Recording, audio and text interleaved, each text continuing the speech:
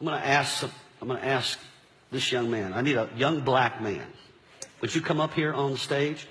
There's a reason I want a young black man up here, because he represents some things that I'm going to talk to you about in just a moment.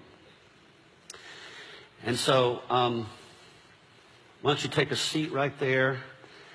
And if you wouldn't mind just taking your shoes off and your socks too, thank you. And then I'm going to wash your feet. Now, let me say something before I wash his feet, because this is important. This young man doesn't just represent black America. This young man represents all minorities for this moment right here. What most people don't realize about my race is my race has a hard time getting what's wrong in America. We have a challenge. The great slogan that was spoken at the beginning of this presidential race that got a person elected was, we're going to make America great again. Going to make America great again. When I first heard that, and everybody cheered, yay, I looked at the crowd, and it was predominantly my race cheering for that statement. And I thought to myself, okay, if I'm going to be a Christian, I need to filter that statement through the lens of other races, not just my own. And I'm thinking to myself, here's what I'm thinking. I'm thinking to myself, okay, if I'm a black person, maybe a young black man in America, and I'm thinking through the lens, make America great again, I'm thinking, when was America great for you? When was there a season of time in the last 240-something years that America was great for you? And so, I think about it. In the beginning of our nation, 1700s, we brought a lot of people like this young man from Africa by the millions. In fact, history tells us that between 17 and 60 million, no one has the exact number, died in that transition. The greatest atrocity of one race in all of human history. Way bigger than the Holocaust. And we all know about the Holocaust. But for some reason, this has never been really advertised too much, because my race, we don't want to feel guilty. And I'm not saying you should feel guilty, because you didn't do that, but your race did. Then after we had Africans as our slaves, African come to our country and become our slaves, then we also have to live with the fact that we also conquered Native Americans as well. We kind of huddled them over in the Midwest, took over their land. Then we went down to south of America and we said, Mexicans, we're going to take some of your land from you as well. California, Arizona, New Mexico, used to be Mexico. Who would think a Hispanic person? What was America great for Hispanic people? When was America great for Native Americans? What about Asians? Was it great when Pearl Harbor happened and we took 120,000 Japanese from their homes in California, put them in camps for 4 years because we suspected, even though they were citizens, that they might turn against our country? Was that great? The only people that could honestly say maybe America was great would be me, my race. It was great for us. We had a lot of folks like this young man and other people serving us for the last couple hundred years. And now, over the last few years, some of those people are rising up and they've had enough. And movements are starting and different things are happening in our nation that are saying, hey, we matter too.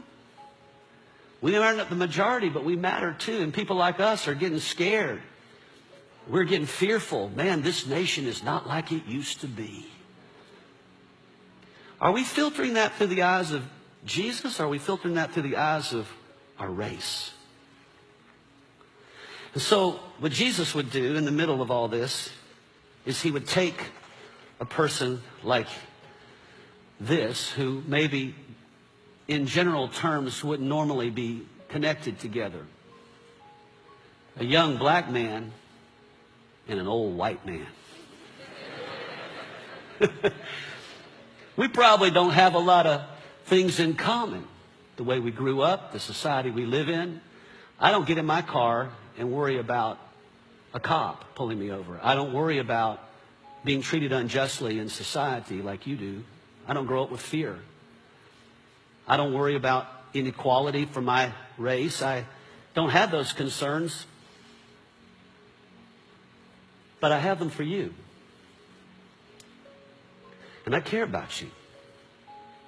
And when I got born again, God did something in my heart towards people like you. And I started thinking, you know, I can't heal this nation. I'm not a healer. Jesus is the healer. The greatness of a nation is never based on a race or the accomplishments of a race. The greatness of a nation is based on whether or not it's submitted to God. We're not great because of our prosperity. We're not great because we won wars. We're great only if God is in our lives and ruling over us. And we become a nation where God's no longer ruling over us. And that's why we're so angry at each other. And we're fighting with one another, and we're in division over each other. And I can't see our government healing that. I can't see any president healing that. I can't see any leader healing that in society other than Jesus. And that has to start with us in the church.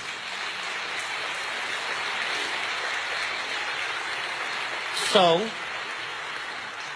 Jesus would take one of the disciples and he would wash their feet. He would pour water over their feet because the feet represented the dirtiest part of their body, the lowest part. And you say, you don't have to wash the whole body, just wash the feet. It's the hardest part to put your hands on. Who in their right mind would want to wash somebody else's feet? Yet Jesus did that. And he said, you see how I'm doing this? You see how I'm putting my hands on your feet? What I'm saying by that is I'm trying to get you to see something. You're valuable to me. I'm not superior to you. You are just as valuable as I am. I know society hasn't told you that, and I know circumstances in life haven't told you that, and I know history hasn't told you that, but God says that about you. And you deserve the right as a young black man to grow up without fear. You don't need to be growing up with wondering whether or not you're accepted by another society. God accepts you. He's the great equalizer. When he came to the cross, he came to equalize everybody, to take slaves and make them equal to the free, and make the woman and the man equal, and make the poor and the white equal, the poor and the rich equal, and to make everyone equal. And he says, look, I want you to do this because this is what heals the world. This is what causes the world to come together, is when we serve each other, when I can serve you and you can serve me, and we're not living our life trying to have power over each other, but we're family. You're a Christian, I'm a Christian. You're my brother, I'm your brother. We bros.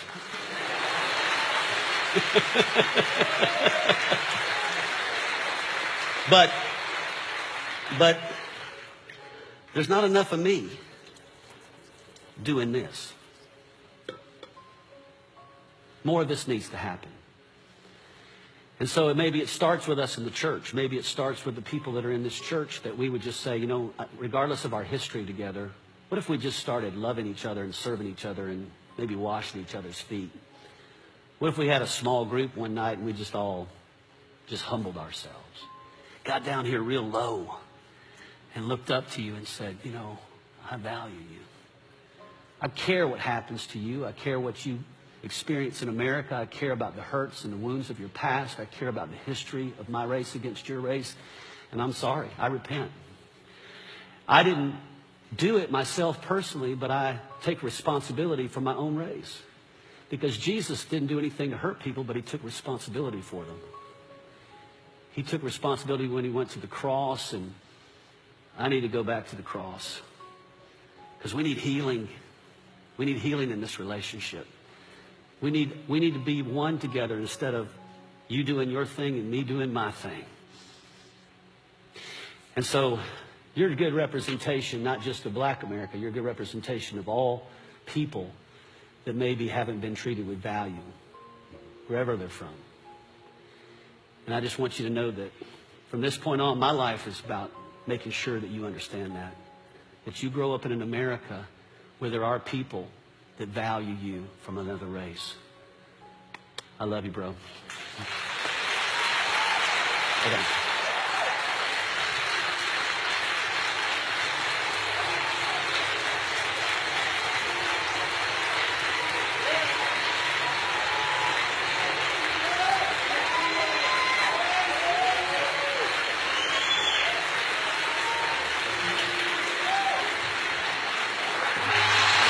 Thank you.